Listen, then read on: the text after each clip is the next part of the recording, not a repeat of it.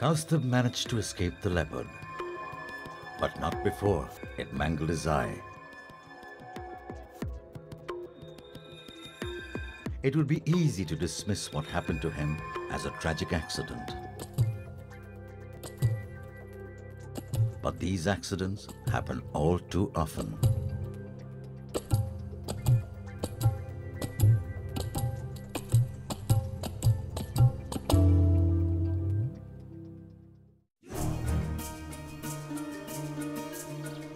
The land of the tiger. India is home to a bewildering array of wildlife.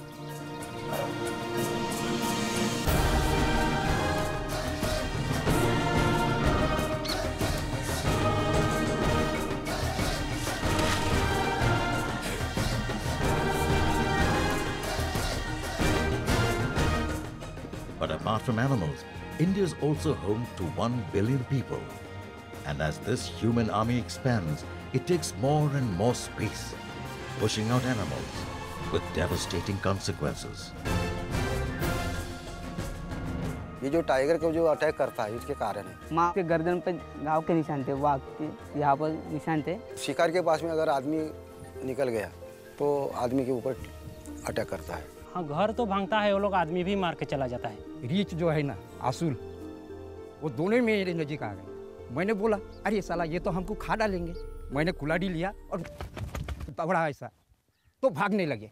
The elephants come back on the same route year after year, and one fine morning they find that there is a settlement on their way, and that leads to conflict. Tragedies occur on both sides of the conflict, but as we give voice to our pain, it is all too easy to forget that we are not the only sufferers. Other lives have been lost. Other freedoms curtailed. Well, we are facing this problem in many areas, particularly in the Project Tiger Reserve areas, as you know. We are also facing a man-animal conflict in elephants. We have a very large elephant population, over 25,000 elephants all across the country. So we are having man-animal conflict of a variety. So it exists at various levels. Some are threatening and some are not, not all that threatening. Compared to human deaths, destruction of crops and livestock seem minor. But to those who suffer the daily depredations of ravening beasts, each cow lost, each field destroyed, traps them deeper in a cycle of poverty. And villagers protect their meager possessions with all they've got.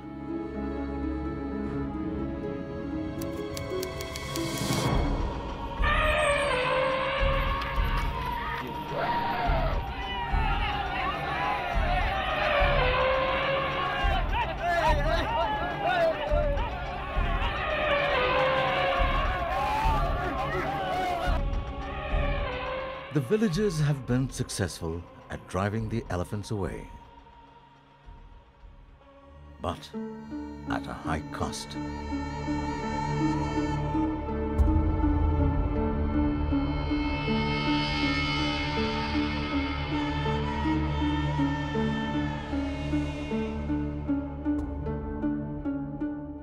For the women of Bakat Chapri, rebuilding houses has become just another chore.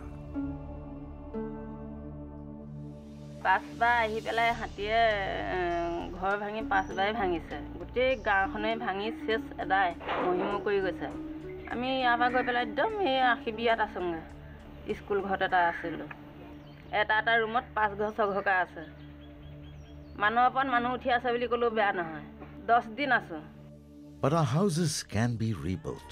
The jungles, however, cannot. Decimated by human greed, they offer little in the way of sustenance. And so elephants and other animals are forced to raid homes and fields for food.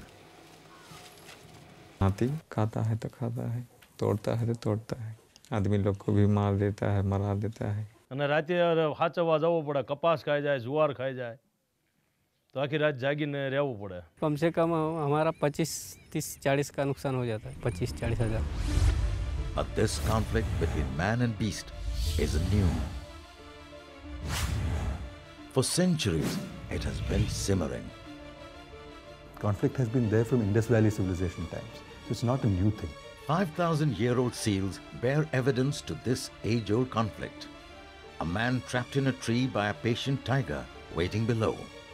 The ancient kingdom of Anga, which according to the Gajashastra was almost completely devastated by wild elephants. Yet, there is evidence these animals weren't viewed as pests. The royal courts of the Mauryas and the Mughals maintained cheetahs. Blackbuck and elephants were worshipped, and the seal of Ashoka, now that of modern India, bears the head of 4 lions. But India today is changing. Our tolerance has become less and less. We must understand very clearly that conflict will never go away. Indeed, the conflict is increasing. Secure in our omnipotence, we replace the great jungles that once cloaked this land with a surging sea of humanity that maroons our wildlife.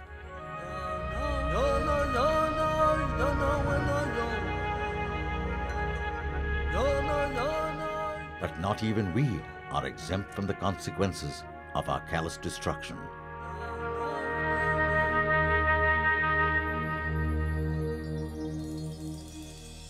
Over the last 4 years, we've seen the conflict gone up to very alarming levels, where we've lost almost 53 human beings. अभी जैसा रान डुकर बोलो, एक डुकर से अभी बहुत डुकर हो गए. हरण आवे से, रोजड़ा आवे से, भूंड आवे से. पहले थे जानवर नहीं खाते थे, उतना प्रॉब्लम नहीं था. আজি এনেকা উৎপাদ হাতী অহা গম পোৱা মই 4 বছৰে 4-5 বছৰে হৈছে আৰু তাৰ আগত নাছিলে। अभी तो सांबर चितर सब जानवर खाने लगे। ভোকেৰে শান্তিৰে খাবলৈ নাপাওঁ, শুবলৈ শান্তি নাপাওঁ। But the price for the thoughtless war we wage against nature is not paid by us alone.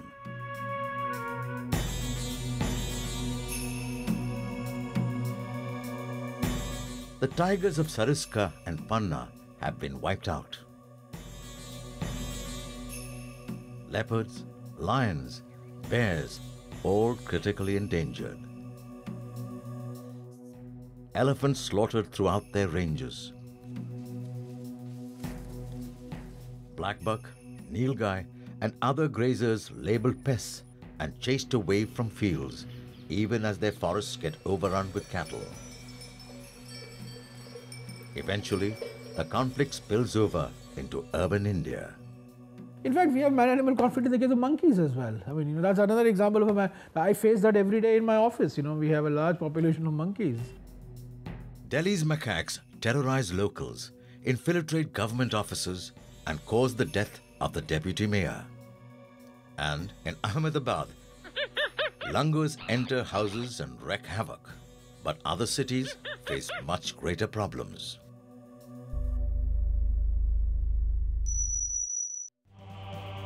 Mumbai's unique city forest boasts the highest density of leopards in the world.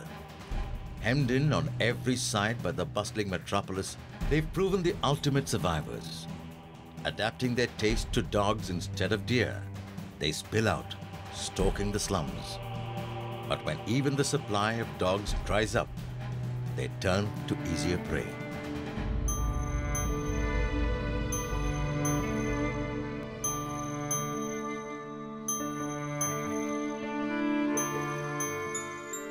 Unlike Kaustab, Anmol will never return from his games.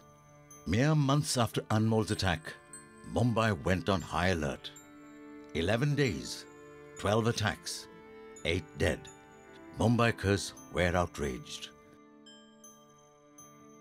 अरे दर्दीन एक एक आते हैं, tie safari फूट पहन के आते हैं, 4 इफ्तारी पीते हैं, बोलते हैं कल पिंजरा लग जाएगा, परसों लग जाएगा पिंजरा, और पिंजरा जहाँ लगा देंगे वहाँ कुत्ते को डाल देंगे।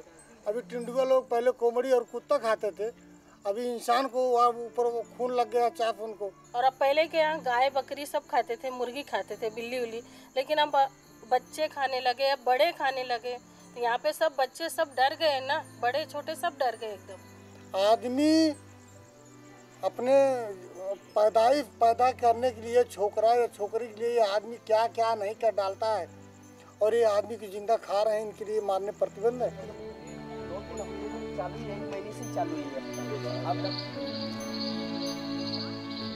But Mumbai is not the only place leopards stalk.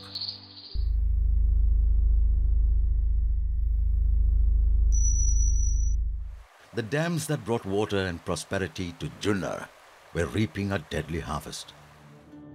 यहाँ पे जो लेपर्ड जंगल में पहले रहा करते थे तो उनको पानी मिलने के लिए कष्ट होता था, किल करना है उसके लिए भी लेपर्ड को काफ़ी डिस्टेंस से जाना पड़ता था। और एक बार यहाँ जब लोग लगाने लगे गन्ने का खेत तो जो लेपर्ड्स नीचे उतर आए तो उन्होंने सोचना शुरू किया कि भाई वहाँ वापस जाने में क्या मतलब है, यहाँ पीने के लिए जब चाहते हम पानी है भरपूर और छुपने के लिए जगह है, ब्रीडिंग के लिए प्राइवेसी है, और जब भूख लग गई तो थोड़ा सा स्टेप आउट करो, कुत्ता पकड़ लो, बकरी पकड़ लो। दूसरी बात ऐसे हुई कि लेपर्ड जो है ये साल में 2 बार डिलीवर करता है और जो जंगल की नेचुरल हार्श सिचुएशन है वहाँ पे फाइनल सर्वाइवर 1 या 0 रहता था, उसके जगह पे 3 या 4 सर्वाइव करने लगे यहाँ पे, इसलिए पॉपुलेशन बड़ी तेजी से बढ़ने लगी।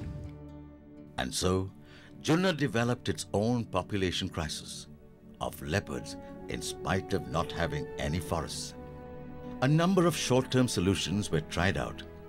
People avoided going out at dusk and dawn when the animals are most active. They began to work their fields in groups to discourage attacks, and before the harvest, teams of foresters wearing protective gear attempted to scare away the leopards.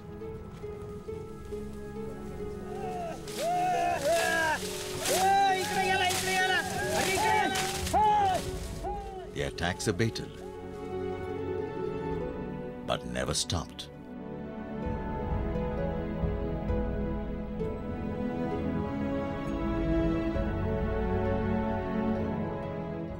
In the face of such fear, the Forest Department was forced to act, and the idea of trapping leopards from Junnar's fields and relocating them to forests was born.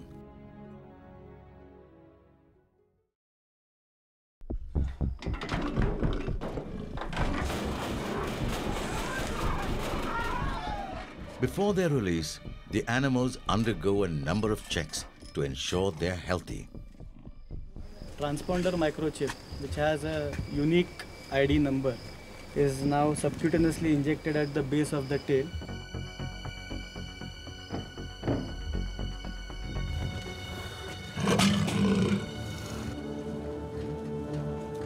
The animals are carefully loaded.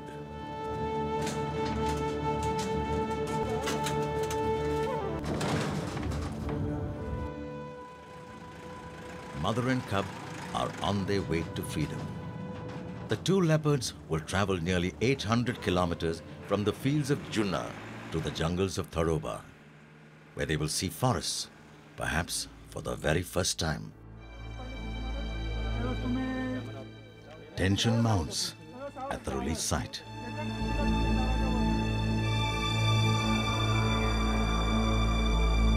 First, the cub is released.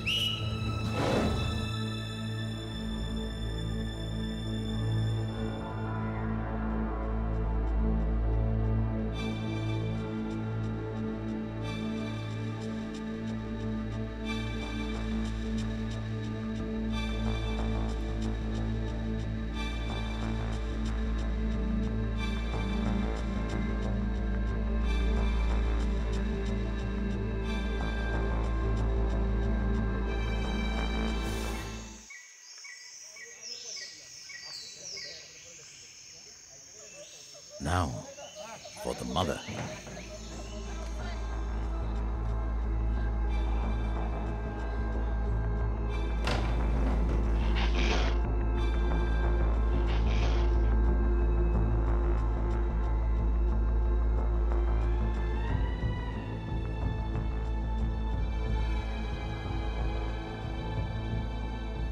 Unlike her cub, she zips away.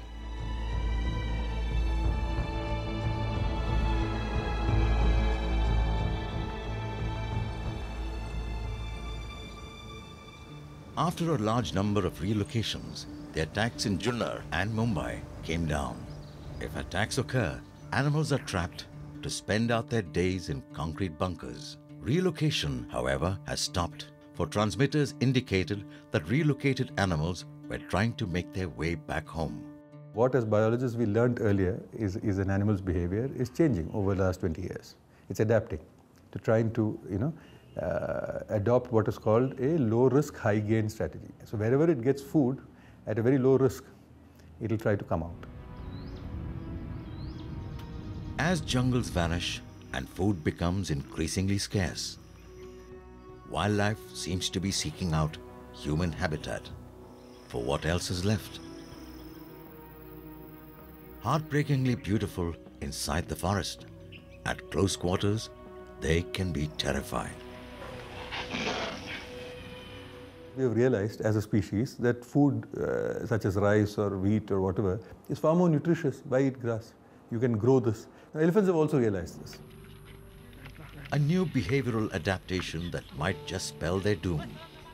Not only do the elephants raid fields, they're also known to attack houses for the food inside.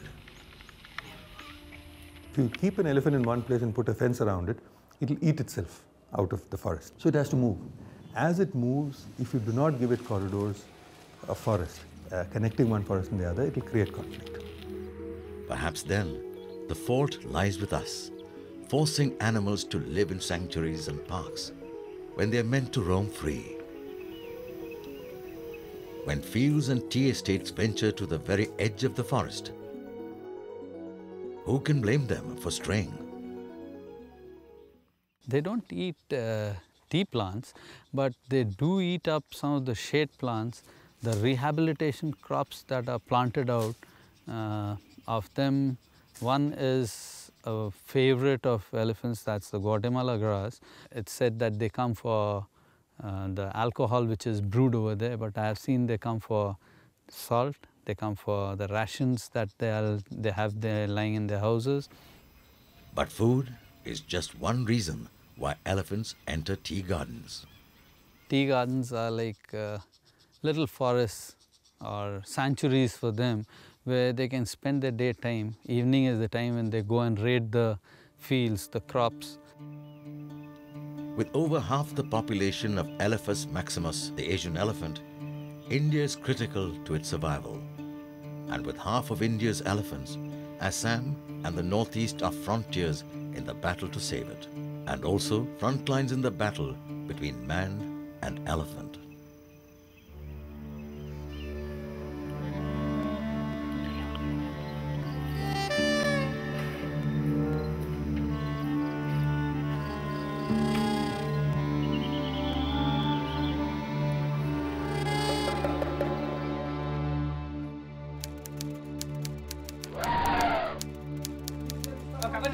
হাতী ওলাইছে খবৰ দিছে বগীবিলত যাব লাগে